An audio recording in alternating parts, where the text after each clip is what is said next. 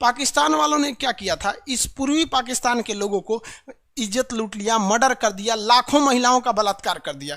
ये पश्चिमी पाकिस्तान वाले लोग। हमारा सबसे खतरनाक जहाज जो था जिसका नाम था विक्रांत, उसको यहाँ लगा दिया गया। तो नीचे से धो रही थी नेवी, इस साइड से आर्मी और ऊपर से एयरफोर्स। ये लगातार बम बरसा रहे थे सब। पूर्वी पाकिस्तान को बचाने के लिए पाकिस्तान अमेरिका के पास भीख मांगने लगा, भैया अमेरिका हमको बचा लीजिए। अमेरिका ने इसमें जब एंट्री मारी तो पूरा माहौल ही बदल के रख दिया था। तो इन्होंने उसको धमकी दिया 40वां बेड़ा को कि भाग जाओ, हम अमेरिका वाले हैं, परमाणु बम लेके आए हैं। इसने कहा कि भैया तोरा से ज़्यादा परमाणु बम है हमारे पास। एक आदमी था जिसका नाम था सीरियल रेडक्लिफ, इतना बड़ा लोल था, वो भारत का विभाजन कर दिया 10 मिनट में पकड़ के। क्या किया, यहाँ जितना पुलिस स्टेशन थे सारे पुलिस स्टेशन को मिलाया, एगो नक्शा खींच दिया, कहा ये वाला एरिया पूर्वी पाकिस्तान हो गया। और इधर जितने पुलिस स्टेशन थे सबको नक्शा को मिला दिया, इसे कह दिया ये वाला पश्चिमी पाकिस्तान हो गया। तो ये वाला कौन सा पाकिस्तान है भैया, पश्चिमी पाकिस्तान। उस वक्त का ये पश्चिमी पाकिस्तान था। और जो बांग्लादेश आप देख रहे हैं, ये बांग्लादेश इधर ना, ये पहले पूर्वी पाकिस्तान था। तो ये दोनों ओर से बड़ा तामझाम करते रहते थे सब, पाकिस्तान और पूर्वी पाकिस्तान के बीच में। तो दोनों ओर से भारत को तंग करते थे। तो पाकिस्तान के जो मेन लोग थे उन लोग का कहना था ये एरिया, इस एरिया में अगर आप देखेंगे तो ये पूर्वी पाकिस्तान था, यहाँ मुस्लिम ज़्यादा थे और ये भी मुस्लिम ज़्यादा थे। लेकिन इन दोनों में एक अलग कन्फ्यूजन था।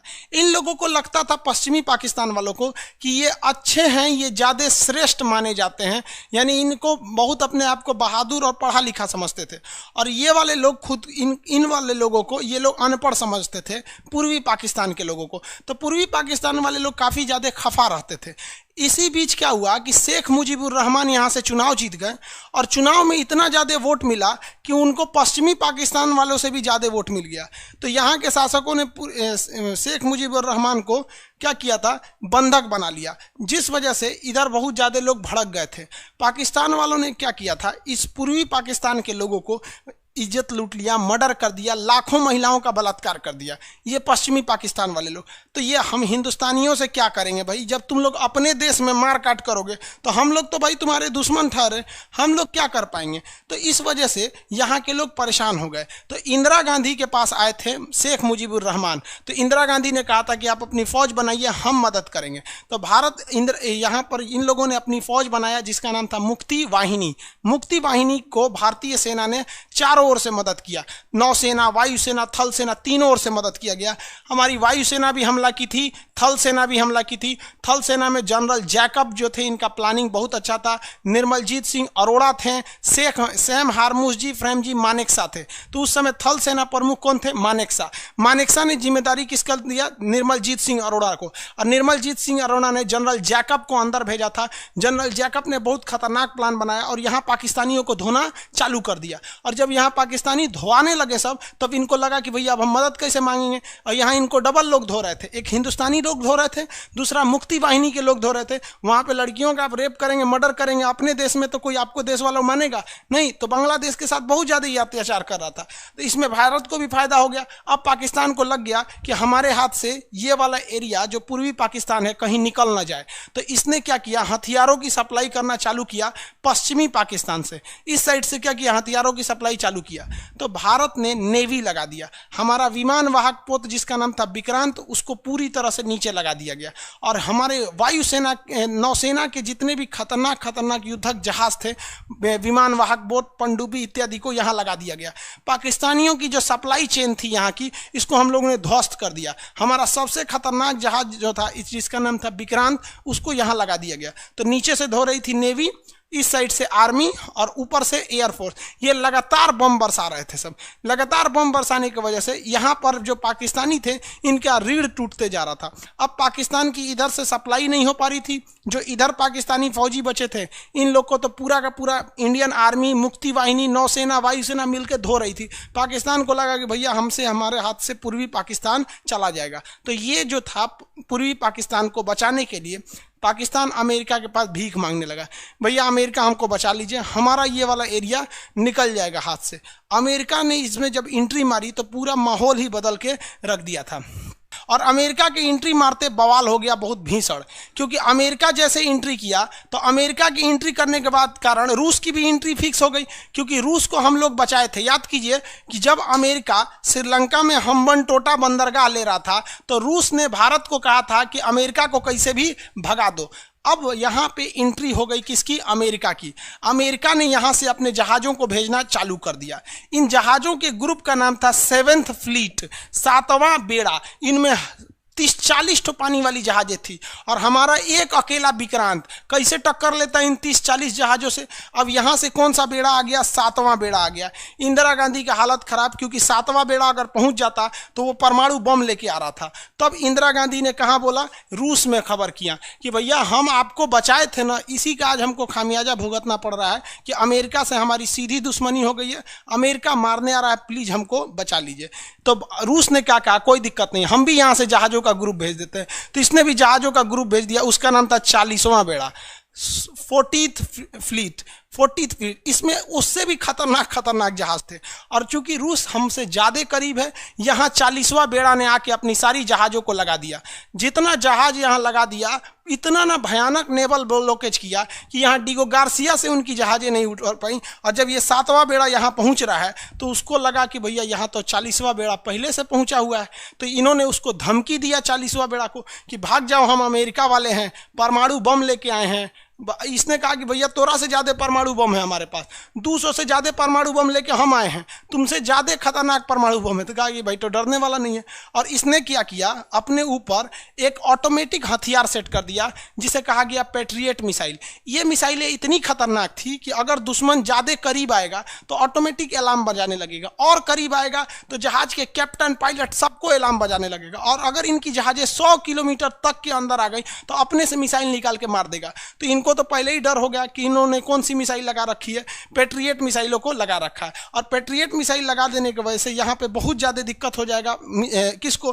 पैट्रियट मिसाइल लगा दी है तो वो एंट्री ही नहीं कर पाएगी, और जैसे ही एंट्री नहीं कर पाएंगे तो फिर यहाँ भारत का विक्रांत इनको क्या कर रहा था? धो रहा था। तो रूस ने कहा कि एक काम करो, तुम भयानक धो।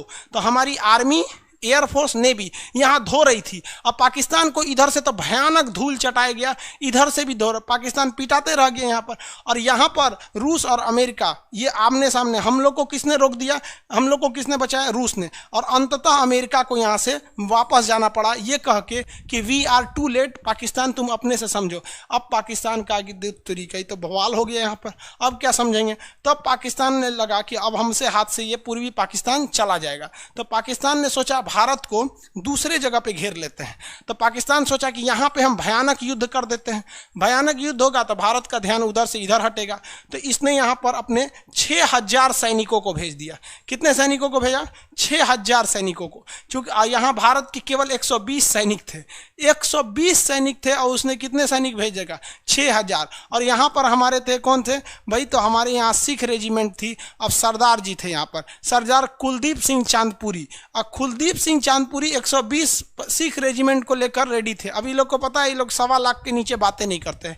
ये 120 मिल के ये 6000 पाकिस्तानियों को धूल चटा दिया, उनके टैंक वगैरह को मार के ध्वस्त कर दिया। आज भी यहाँ पर उनके टैंक हम लोग ने बंदी बना के रख लिए हैं। तो पाकिस्तान यहाँ से हार रहा था, उसकी पनडुब्बी वगैरह को मार के हम लोगों ने गिरा दिया।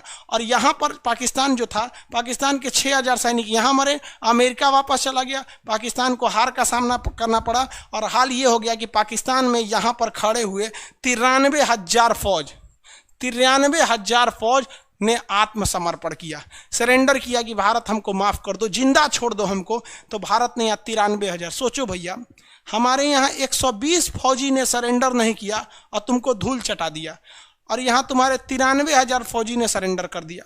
और इन गधों को लगता है कि कश्मीर ये ले लेंगे। अरे साले, पहले तुम अपना लोग ना, यहाँ पे तुम्हारा बांग्लादेश टूट गया, तुम अपना लो, बाद में हमारा कश्मीर लेना।